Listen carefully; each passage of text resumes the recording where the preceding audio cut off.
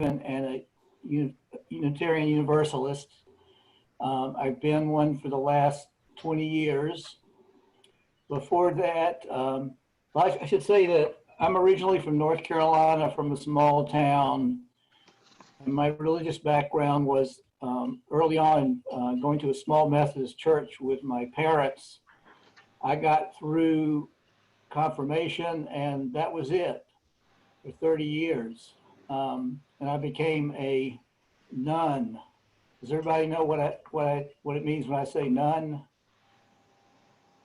No, it's N-O-N-E, not N-U-N. And it's a lot of people out there that are not affiliated with a church, and they may be spiritual or not, but that's and it's actually an interesting discussion going on now. So anyway, I left it when I was a young teenager, and 20 years ago I started meeting friends who introduced me to Unitarian Society of New Haven. I was very impressed with, and the thing that brings me, the main point I would make right off is, I'm a member of that church, and I am a UU because of commitment to social justice. That is really my strong part of this. I love the community. I did join to also expose my children to some religious education, and as I mentioned, I really love the community, but what really drives me is social justice. I've always seen myself, no matter what my job was, I see myself as an organizer. So, and that's what's so appealing to UU and also Connect. So I'll turn it over to Lurline to introduce herself. So I'm Lurline DeVos. My pronouns are she, her. I am a white woman, man, the parent of an 18-year-old young man who is adopted from Guatemala, a clinical psychologist for adults and children for over 35 years, and a Unitarian Universalist. The reason I introduce myself that way is that part of our tradition is to recognize our intersectional identities as well as those of other people. I've been in a UU for over 30 years. I came originally because I was depressed and I was looking for a spiritual community for support. But I felt really welcomed quickly by people that were doing social justice work. In particular, Hugh Woodard, who was involved with the Veterans for Peace and has been an activist in the New Haven community forever, took me under his wing and invited me to chaperone a bunch of teenagers, including a lot of kids that were part of a Jewish youth group, to go to New York City and be part of a disarmament march. And that was the beginning of a long-standing relationship, both with Hugh and with the Unitarian Society of New Haven. He passed away a couple years ago, but money he left to our Social Justice Council is enabling us to make do some important work on voter justice right now. So it's really special to me. So I'm the chairperson of our Social Justice Council, and I co-chair the Connect group with Kenny. I taught religious education for a lot of years and served on the committee there, and designed the curriculum that we use for our affirmation. It's kind of like confirmation in other traditions, or like a bas mitzvah or bar mitzvah. So that's, writing that curriculum is how I also understand how to explain what we are to other people. So that's my deal. Oh, and my son is on the board of our national organization. So that's it, what I know. So we start off our services with a chalice lighting, and I believe my good friend Lurline has the chalice, which is a symbol of our faith, and it's less not exactly a. I'm going to try to get it to light. This always happens, right? As soon as you try to strike a match, it won't light. You're going to read it, and I'm going to light it. Screw that. This happens in services too sometimes, don't worry. You pretend like it's lit.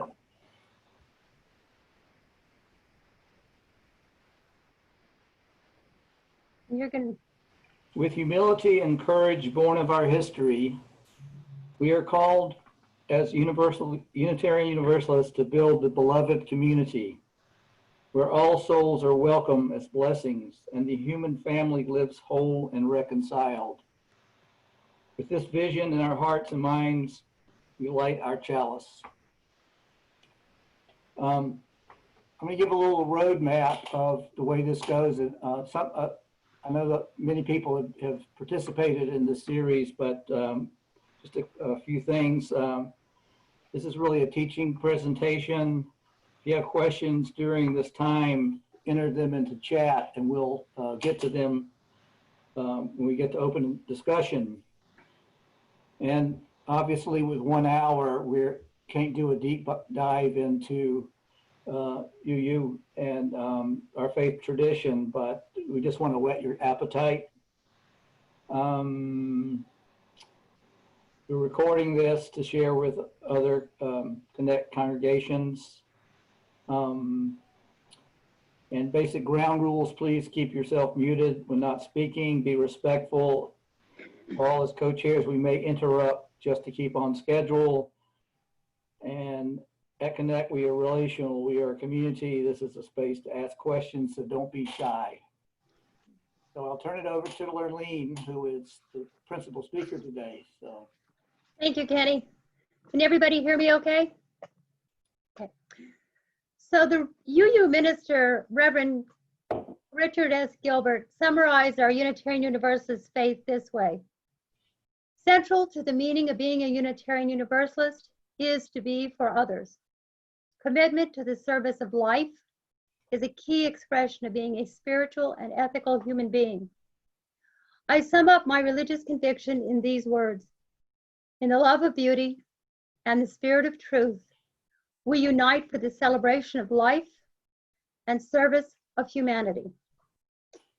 We UUs are often referred to as the people of deeds, not creeds. Our emphasis is on how we live our lives and what we do in the world. Rather than a set of prescribed beliefs about the divine or eternal life or sin, we encourage an individual's search for truth. As a faith without a creed, we're bound to one another through a covenant. Our congregations covenant with one another to affirm and promote a set of principles which grow out of the grassroots of our communities. We affirm them democratically, and then they reflect our aspirations of who we really would like to become as a community. We hold these principles as strong moral values and guides, rather than as obligations. Currently, we have 7 principles that were significantly revised in 1985. At that point, they were made gender inclusive and for that period. And they included an explicit reference to the interconnected web of life because a women's group came forward and felt that that was a really important thing to do. So they were revised in accord with that. So the principles are in your handout. They are the inherent worth and dignity of every person, justice, equity, and compassion in human relations, acceptance of one another, and encouragement to spiritual growth in our congregations, a free and responsible search for truth and meaning, the right of conscience, and the use of the democratic process within our congregations and within the society at large. The goal of world community with peace, liberty, and justice for all, and a respect for the interdependent web of all existence of which we are a part. And if you think they sound sort of like the UN, you're right. For the last 3 years, Unitarian Universalists have been exploring adopting an 8th principle. So this is that grassroots movement. This 8th principle would be journeying towards spiritual wholeness by building a diverse, multicultural, beloved community by our actions that accountably dismantle racism and other oppressions in ourselves and in our institutions. Again, we'll discuss this in our congregations, have been for the past 3 years, and then it will be voted on at the national level to decide whether to incorporate it. As Unitarians, we do not rely on a single book of scripture or a single source of spiritual inspiration. We draw on what we call a living tradition of wisdom and spirituality, and rely on diverse sources that include science, poetry, scripture from various faith traditions, and personal experience. These also arise from our communities. So when the women met and made the seventh principle, they also brought in the source that we call spiritual teachings of earth-centered traditions. Some of those go back to the traditions of indigenous people of this continent before we arrived. Last year at our annual meetings, we vote on those. Last year at our annual meetings, we changed the reference to women and men to read people, to be inclusive of non-binary folks. So the sources that we're currently using are direct experience of that transcending mystery and wonder affirmed in all cultures, which moves us to a renewal of the spirit and an openness to the forces which create and uphold life, which is a mouthful, but it's that sort of sense of awe that most spiritual people have is sort of at the core. Words and deeds of prophetic people, which challenge us to confront the powers and structures of evil with justice, compassion, and the transforming power of love. And that's kind of what I'm going to focus on later, because I think that's where a lot of our social justice lies. Wisdom from the world's religions, which inspire us in our ethical and spiritual life. Jewish and Christian teachings, which call us to respond to God's love by loving our neighbors and ourselves. Humanist teachings, which counsel us to heed the guidance of reason and the results of science, and warn against idolatries of the spirit and mind. And the spiritual teaching of earth-based traditions, which celebrate the sacred circle of life and instruct us to live in harmony with nature.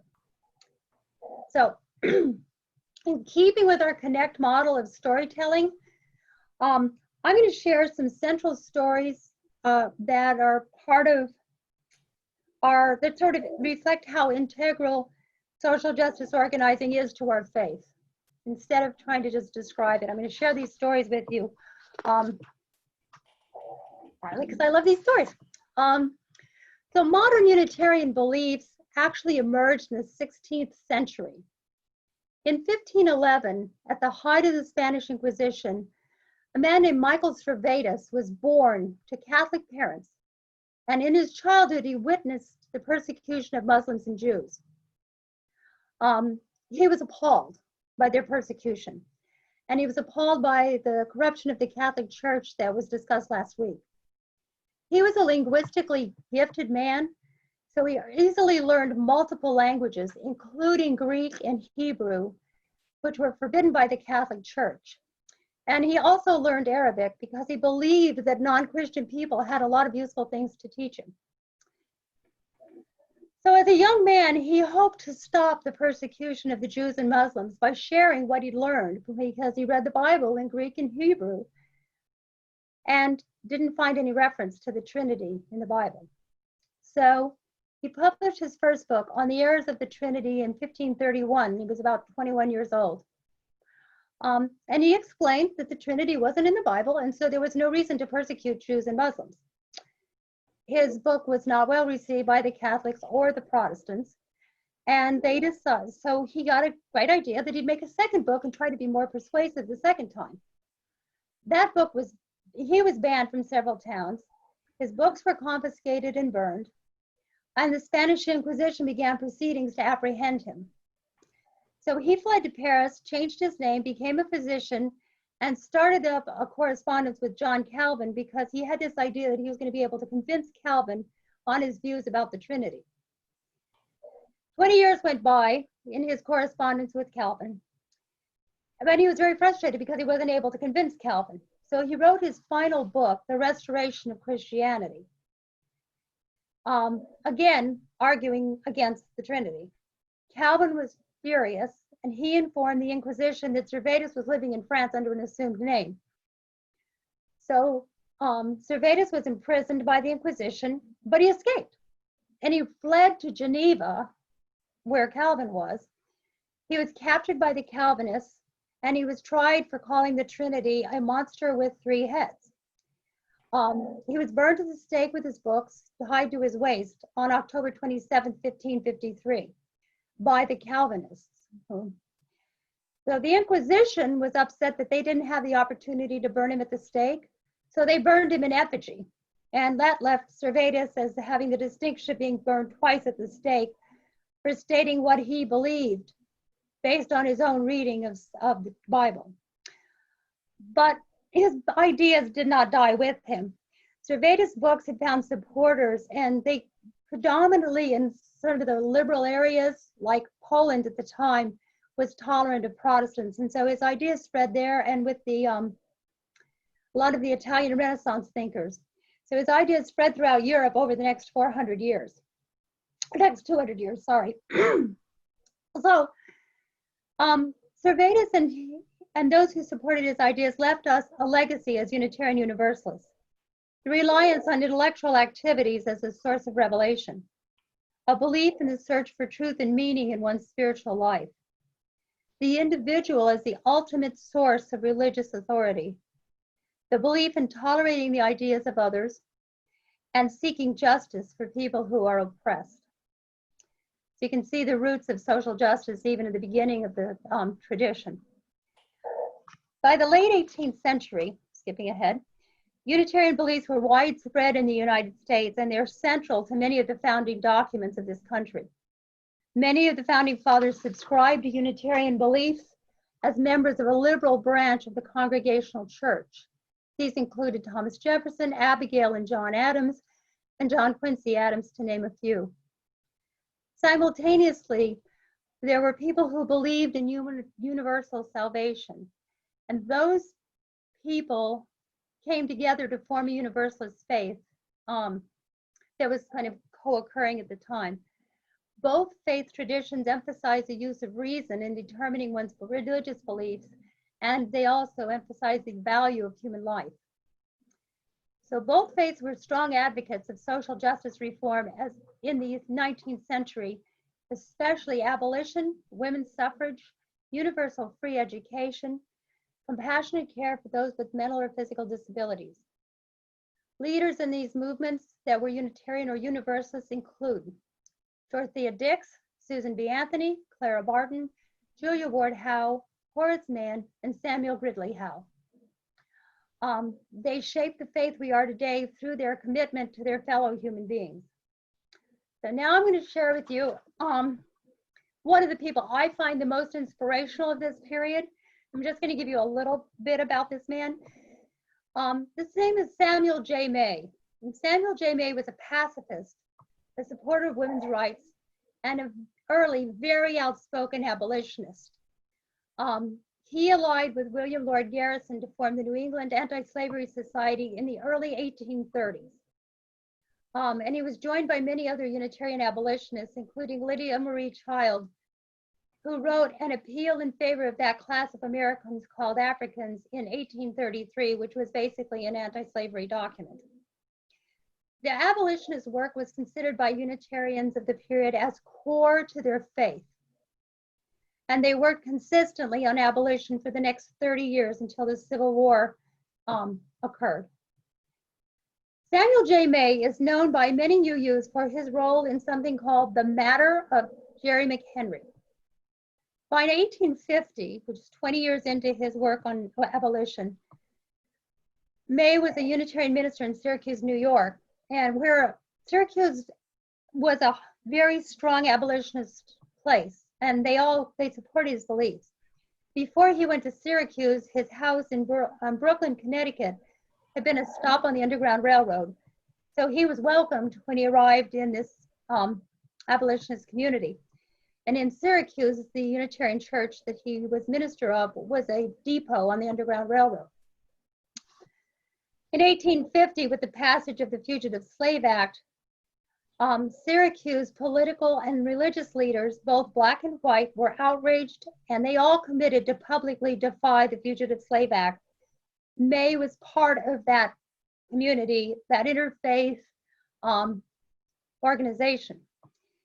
So he helped organize what they called the Vigilance Committee, which unified other faiths and political leaders. And they all made a decision together that if anyone tried to capture a runaway slave, they would ring the bell in the Presbyterian Church. May, who was long active in organizing work, because he'd been on the anti-slavery committee, so May spoke defiantly against this law, the Fugitive Slave Act, and said, "We must trample this law underfoot. It will agitate the country as has never been agitated before. And if we do it right, it will hasten the anti-slavery reform." So the opportunity for them to test this law that they deemed immoral, and by the way, Daniel Webster showed up in Syracuse and told them they couldn't be a town that protected people escaping slavery. But in October of 1851, they got their chance to prove that they could do this. Jerry McHenry was the much loved and respected Cooper in Syracuse, New York. He was seized by 3 deputy marshals and a policeman and charged with being an escaped slave from Missouri. So the word spread quickly in town and the Presbyterian church bell sounded as was planned. When May arrived at the commissioner's office where Jerry was being arraigned, there were 2,000 abolitionists demanding Jerry's release. There was a delay in the proceedings because the crowd caused a huge chaos, and then Jerry tried to make a quick dash for his freedom. But he was apprehended and he was shackled in the legs, and the arresting officer sat on top of him so that he couldn't be rescued. The crowd was like totally furious, and they wanted to storm the jail, but Samuel J. May was kind of a smart organizer, so he said, "Wait till dark. It'll be easier to make a rescue attempt then. It'll be more likely to succeed." Meanwhile, Jerry was like furious and in a rage, and so the jailers asked May, because he was known to be a pacifist and calming influence in the community, to come in and calm him down. So May came in and told Jerry very quietly, "Calm down, we're going to rescue you tonight." The Vigilance Committee, May and 26 other town leaders met and developed a plan to rescue Jerry.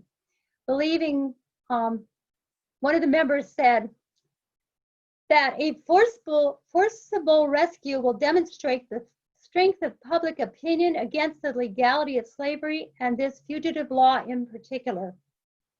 So May was an ardent pacifist, and he said, "We can do this, but no police officer can be harmed." So the hearing reconvened before dark, but the crowd threw rocks at the commissioner's window and disrupted the meeting so much they decided to wait until the following morning. By 8 o'clock the next morning, by 8 o'clock that night, the 2,000 citizens gathered when the Vigilance Committee outside of the jail. And so when the Vigilance Committee arrived, the rescue began in earnest. They had iron bars, axes, and clubs that had been conveniently hidden at the hardware store. So now you had 5 deputies confronted by 2,000 angry citizens. They broke out the windows of the jail. They used a 10-foot battering ram to break down the door. They turned down the gas jets inside the jail so that they plunged the jail into darkness. So the jailers were terrified, so they hid in closets and they hid under boxes. But they told Jerry, "Just leave," but he said, "I can't leave, he didn't unlock the door." So the jailer ran out, unlocked the door, and then ran back and hid again.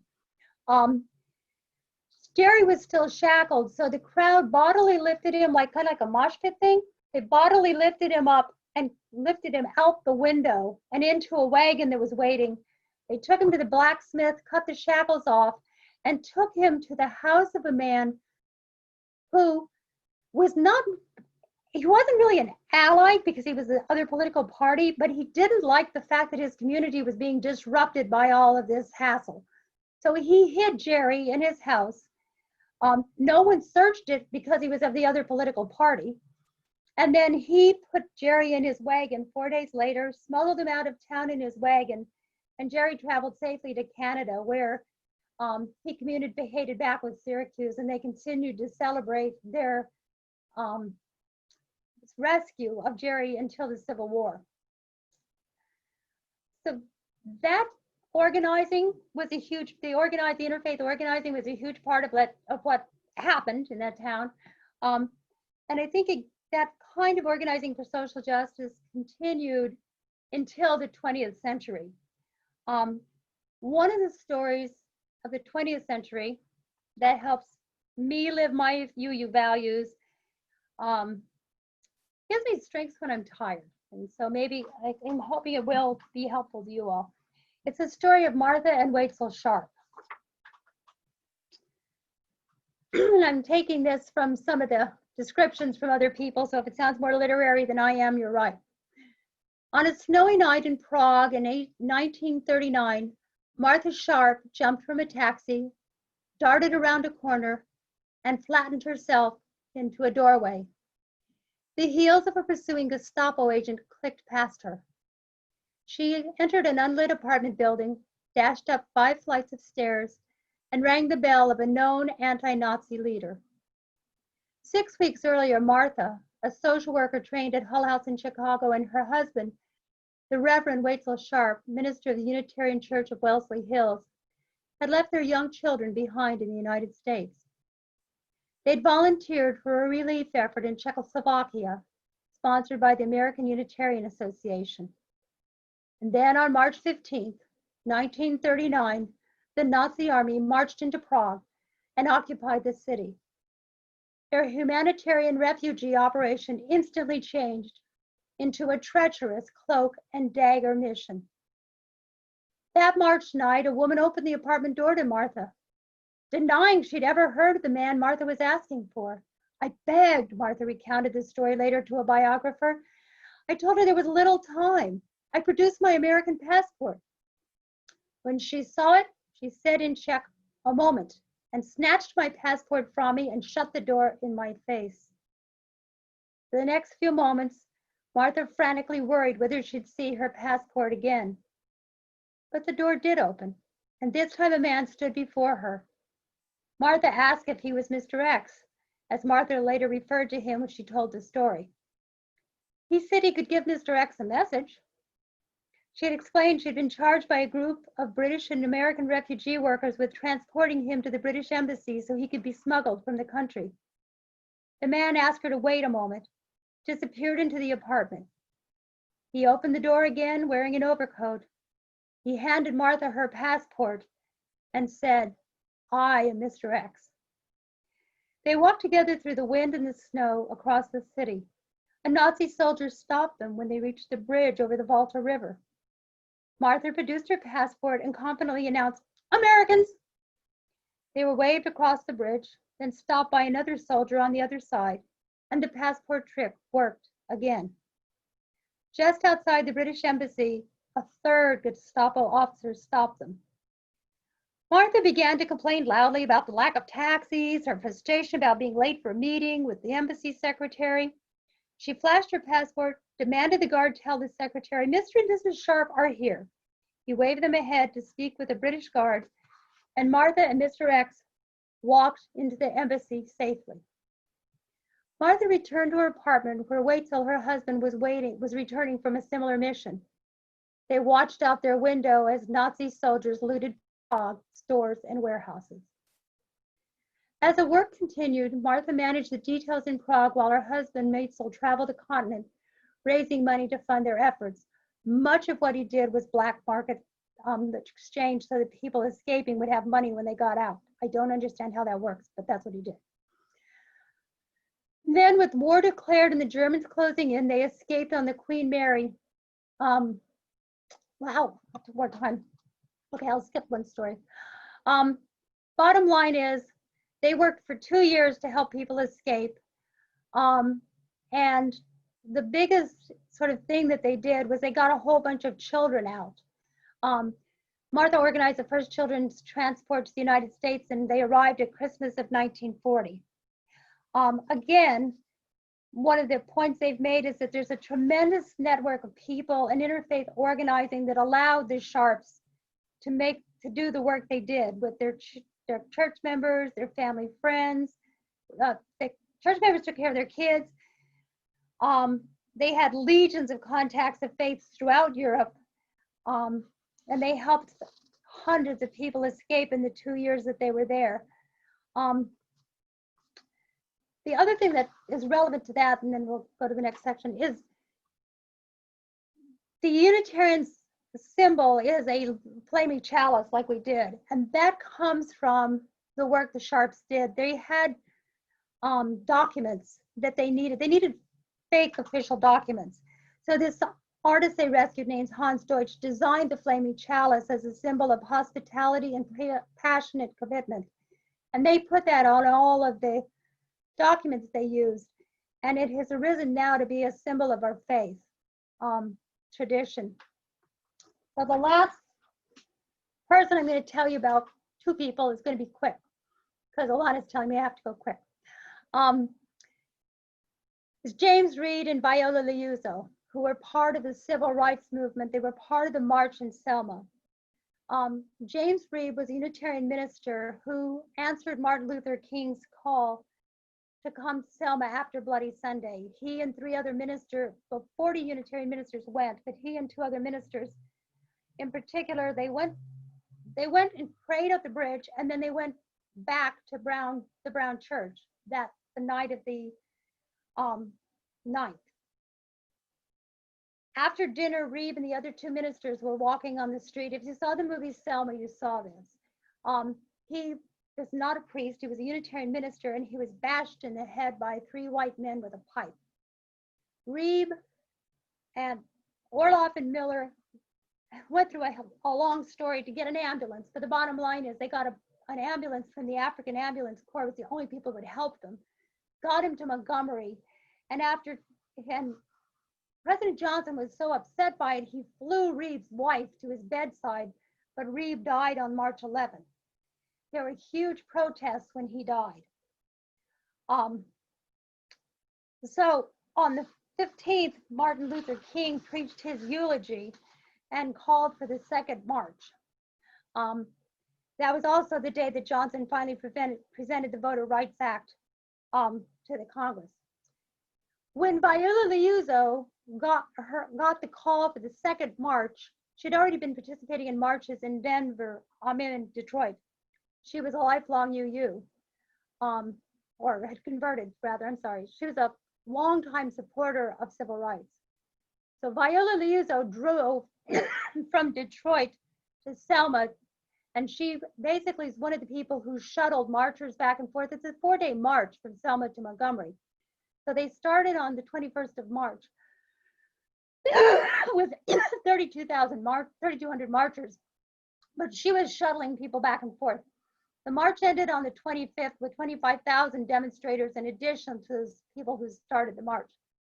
That night, Viola was driving toward Montgomery with an African-American man in her car to pick up a carload of marchers, and she was shot and killed by the Ku Klux Klan. We know that because the man with her pretended to be dead and could serve as a witness. One of the Klansmen was arrested for her murder. One of the Klansmen was an FBI agent, and the other 3 were arrested for her murder, but they were acquitted on the murder charge and were later charged with violating her civil rights. The 3 men who killed James Reeb were all acquitted.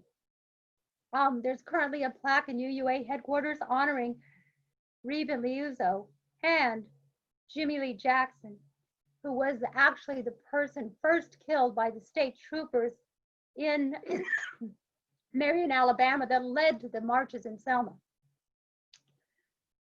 So where our faith is today, I was going to show a video. Should I still do that, Alana? Yeah, maybe you should. Video? Yeah, I think we have. I'll give you a really quick overview. So let me. So while the video is being shown, I'd say folks enter questions in your in the chat. Yes, thank you. Come on, there we go.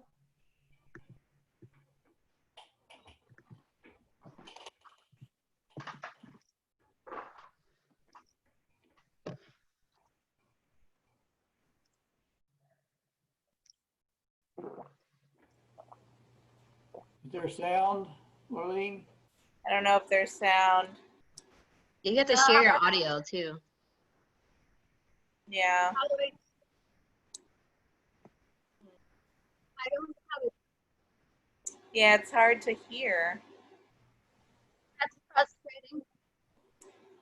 I did put the link in the handout to Okay. the video too, so if folks wanted to watch it. Can you hear it now? Mm-mm. No. All right, we'll stop it.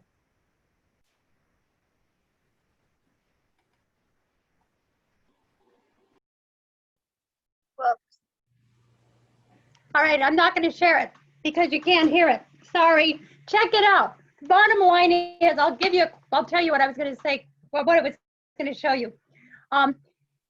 Unitarian Universalists adapt certain things that they're supposed to be working on at their annual meetings. The current ones we're working on are called Our Democracy Uncorrupted, and one we adopted 2 years ago, Undoing Intersectional White Supremacy. Those two movements are leading us to work very hard to fight voter suppression in the South right now. We support a group in our congregations called Black Lives of Unitarian Universalism. They're kind of a break-off group. Let's see what else. And we're in it. We're also have been very active, and you'd see that on the video, in support of protecting undocumented immigrants from inhumane treatment. Looking at the colonization of this continent 400 years ago, the annual meetings this year are going to focus on, not on, isn't it great that people landed on Plymouth Rock 400 years ago, but what has been the implication for people living here. Supporting trans and non-binary folks and climate justice. And our congregation's been focused on healthcare issues and ending gun violence. So that's what I know. So we do have a question. To the best of your knowledge, how racially integrated is the UU faith? This is a complex question. Unitarian Universalism had a major problem in the 60s. We were fairly moving toward integration. And in the 60s, there was a struggle around finances to support the Black Power movement. And a lot of people were disenfranchised, were disappointed and deeply wounded and left the movement. When trying to think, we met 1 year right after Mother Emanuel's shootings, and people were really distressed. And it was also, we've been, among the people who have spoken at GA are Brittany Packnett, who did a lot of the work in Ferguson. So now what we're struggling to do is to undo some of the damage that was done in the 60s by failing to support our siblings of color and to be more aware. And so that is where the Black Lives of Unitarian Universalists, we're funding that from general funds. There was a movement in congregations to ask for additional money to support that group. There's a lot of opportunity for people that are members of Black Lives of Unitarian Universalism to meet by themselves for support and affirmation, separate from having, and we do there's been a lot of racial justice work we're trying to do. Like we have if we're having a meeting, we'll have affinity groups so that people break out and have separate discussions and then come back together. But we all see that as a challenge. And some of us have come to the conclusion that it's better to do interfaith work and is to respect the faith traditions other people choose, rather than to go out and try to get more mixed color folks in our congregations. However, as a parent of a child who is brown, that lack of diversity can be a struggle for him, to be really honest. So I hope that answers the question. It's been a really big issue for all of us for a while. Thank you. Remind people that they can unmute themselves and ask questions. Sure. Because I think you were going to read the questions, Kenny, from the chat. I just read. Barry had a question. If you scroll down, it looks like Barry has a question about. This is from Barry. From my experience of spiritual gathering varies differently from church to church. I believe some celebrate holidays from different traditions. And we do that. We have a yearly Seder, very well attended. There's also a Christmas Eve service that's usually singing. Our family doesn't participate.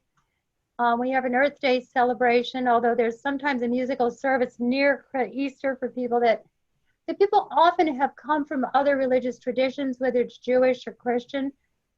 So I think there's a lot of incorporating that into services to sort of meet those traditions for people.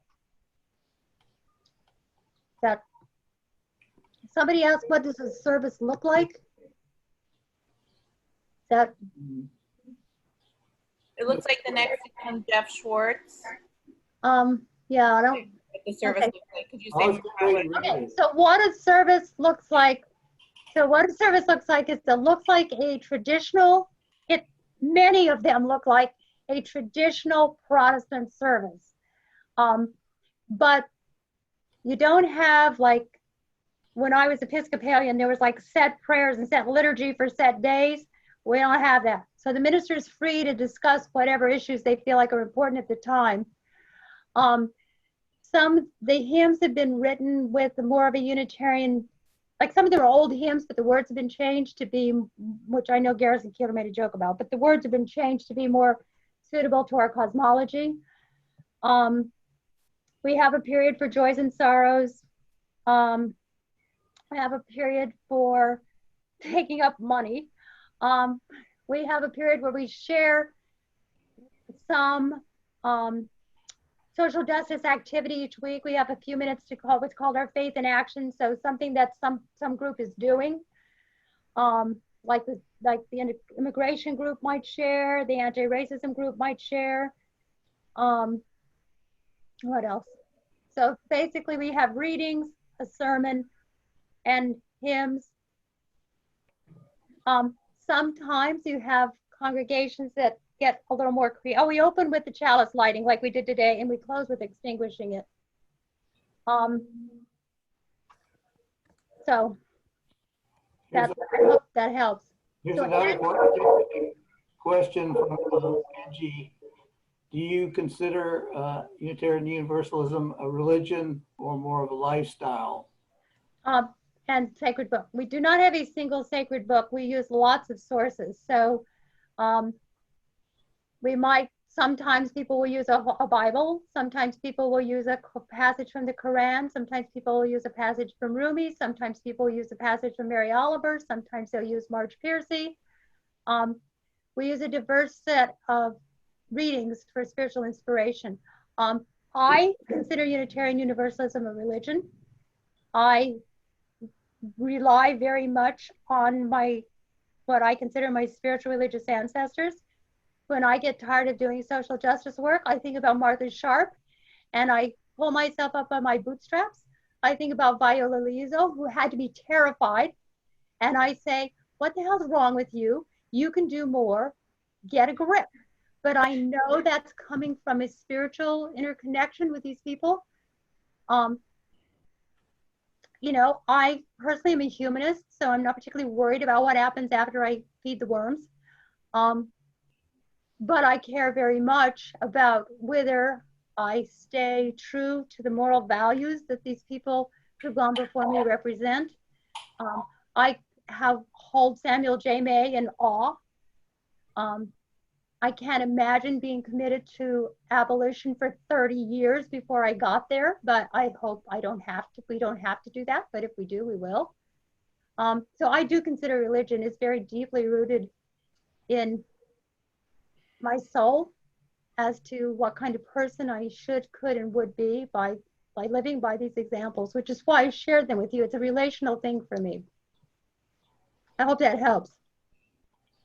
What about you, Kenny? I'm curious, because I know in the Unitarian tradition, it seems like there's a great variety of opinion. How would you answer that? I guess as much as for me personally, and I mentioned my being a nun, before and not being part of religion for a long time, I do feel like this is a religion. As Lurline said, we don't have a creed and we don't have a holy book. But as was mentioned earlier, we take a lot of, we get a lot from different religions, and the service itself to me is, it reminds me back when I was a Methodist, and I'll tell people occasionally, sometimes I feel uncomfortable, but sometimes I feel really at home just because of my history. But so I would say yes, from my perspective, it is religion. And that lends itself well into the next question about, from Karen, do you consider yourself part of the Protestant tradition? Well, it's literally went through, I mean, we do have a history, a back history of being considered, it was originally a Christian sect or religion, but she looks like she wants to speak on this one. I'll let her. Well, I think it's complicated because we're not part of the Protestant tradition that evolved through the Calvinists. And so that makes it complicated, right? There were, I mean, the Italian Renaissance, the writings of Erasmus have more to do with our early tradition than Martin Luther. So are there members of our congregations that still hold some Christian beliefs? Yes, but there are also members of our congregation that still hold Jewish beliefs. Right. And there are a lot of members of our congregation that are use Buddhist tradition, Buddhist practices. Quite a few use a Buddhist practice. I think that the thing that is mostly is that, yeah, there are probably some people who consider themselves coming from Protestant, like Kenny. There are people like me who, yeah, I don't think about being Episcopalian at all at this point in my life. It's just, it never fit that well. When I was a teenager, it didn't fit, so it still didn't fit. But my understanding is that you don't believe that, you believe that Jesus was just a person, for example. Is that right? It depends on the person. Okay. What they believe. I mean, that's the individual's thing, right? We don't have a creed. So we don't have a creed that says Jesus was just a person. Me, I believe Jesus was a great rabbi, right? I mean, that's how I think about it. Certainly, the belief that started with William Ellery Channing was that there were not three different people or three different manifestations. It was a single God. And out of that, many believe that Jesus was probably a great example, but not a part of God. Okay. And again, it's the diversity is even going back then. I mean, but more and more in the 19th century, the Universalists and Unitarians, they finally came together in 1961 because of social justice. But even then, there was a coming together more and more on, is this rational? Is a belief in this Trinity rational? And there was a hard, I think even last week when Reverend Mills was speaking, she said, well, it's a mystery. And I think a lot of the Unitarians were like, yeah. Mm-hmm. So, but there are definitely some Christian Unitarians, more Christian Unitarians. The Universalists stayed Christian for a long time. Right. I know it sounds crazy, but that's what happens with newer religions. No, I don't think it sounds crazy. I was just trying to clarify it. That's all. Yeah, I think some of us do too. I believe I don't know that he was a rabbi, but I certainly think of Jesus as a Jewish person, at least for a while, And a role model of a way to be in the world, which is, I think, how people think about it. And a great I actually think of him as a political radical myself. Revolutionary. Osti asked me, do you consider a nun the same as an atheist? Definitely not. I mean, it describes, this has kind of been in the public discussion around religion for some time, of people who are not connected to a religion or a faith, but see themselves as spiritual. And some may be Christian, some may be other religions. For me, I tend to be more of a humanist with a good foundation in Judeo-Christian moral values. That's the way I look at it. So I don't consider myself an atheist, but in our church, we can tell you that we have everybody from people who define themselves as Christians all the way over to atheists. Yep. We all agree on these basic values, and that's really the crux of it, I believe. So, Penny, how closely does the Seder you mentioned mirror the typical traditional Jewish Seder?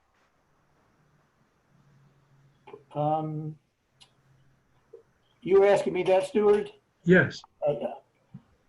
Well, it's usually led by people from the Jewish tradition who lead it. So from my understanding and talking to other people, it's pretty traditional. I don't want to lose Mustafa's question either, because Mustafa's asking, are we part of the same tradition as the Unitarians from Westport? Yes, we are, but congregations differ from each other. So you can unmute if you, I don't know what, but we are all part of it. We're part of the Unitarian Universalist Association, which is all the congregations joined together. So we have our annual meetings actually next week. And that's where we vote on principles, what we call congregational study action issues, which is what this dismantling, or I guess whatever we're calling undoing white supremacy is. That's where that comes from. So those annual meetings is where we figure out and we discuss there. So Westport will be there, we'll be there, all the congregations in the United States, Canada, and some,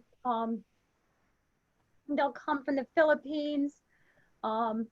Transylvania still has some, because that's so long. I left out the Transylvania part of our story, but there's a big Transylvania piece. Thank you. Yeah, thank you, Lorraine. It was great. And yeah, we've been visited by a couple of groups, the BICC, and then we've been invited by another one in, I believe in Westport. No, not Westport, in West Haven. We went to the church and we attended maybe West Haven or New Haven, I'm not sure. Was it a tiny one in New Haven? Yes, yes. You do. Well, when we get our new minister, she's coming in August, because right now we had an interim minister, but he had a stroke, so we're kind of flying free. When we get our new minister who's coming in August, then maybe we can all have a get together, because that would be wonderful to have you come and visit. Oh, sure. And the thing is, when I attended the I don't know what you call it, but it was the sermon. It was early in the morning on Sunday when I visited the church with Imam Abdul Ati, the Sheikh. And then when I was reading the book, I found verses from the Quran, as you were mentioning, and I found part of the traditions of the Prophet Muhammad, peace be upon him, like some of the things that he said. And I was like, oh my God, that's, it was really great to see it in the book. So I just wanted to share this. Thank you so much for what you're doing. And we value what you believe in. Thank you. Thank you. Angie has a question. It sounds like a global faith. Are there saints in your faith tradition? No, I would say no in the traditional description of a saint. So I think sometimes my own emotional reaction to some of the stories I told you is as if they are saints. But I don't believe in the kinds of things like, once you're agnostic, you don't believe in anybody interceding for you because you don't believe there's anywhere to intercede to. And many of us are agnostic. So and then we had a membership question. Barry, I think, do people commit to membership? If so, can they be practicing members of other religions? Yes. Yes, you can come and not commit to membership. Yes, you can be a member and be a member of another faith tradition. We have had people go to the synagogue next door and also be members of our congregation. We had a very dear man who passed away about 2 weeks ago, who belonged to UCC, Shalom UCC, and also belonged to our congregation. Sometimes people belong to our congregation as well as another faith tradition because they want the traditional service they had in their other tradition, but they want the commitment to justice and in a large group of people that we have.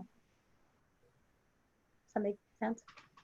So why don't we do the closing chalice extinguishing? I'm looking at the time, and then for those of you who have to get off at 2, we'll end that call. But I think if the co-chairs are willing to stay on and answer any additional questions, I usually leave the Zoom channel open for that. And everybody can just unmute, right? Yeah, exactly. And just a flag that we have 2 more sessions in this series. June 23rd, we'll be learning about the African Methodist Episcopal tradition. And then on the 25th, we will be learning about the UCC United Church of Christ tradition. So I'll be sending out email reminders, but same time. Same Alana, a quick question. I keep hearing that all these sessions are being recorded. I have missed some, and I would like to share some. Is there a way a congregation can access a series? Yeah, so what I'm going to do is at the end of the series, it's the whole, after the 25th, I'm going to compile the recordings and organize the handouts so that we can do a blast email and everybody can have them. Thank you. Will it be on the Connect website, the link? I hope so. That would I don't be- know how to put it up there, so I have to figure out.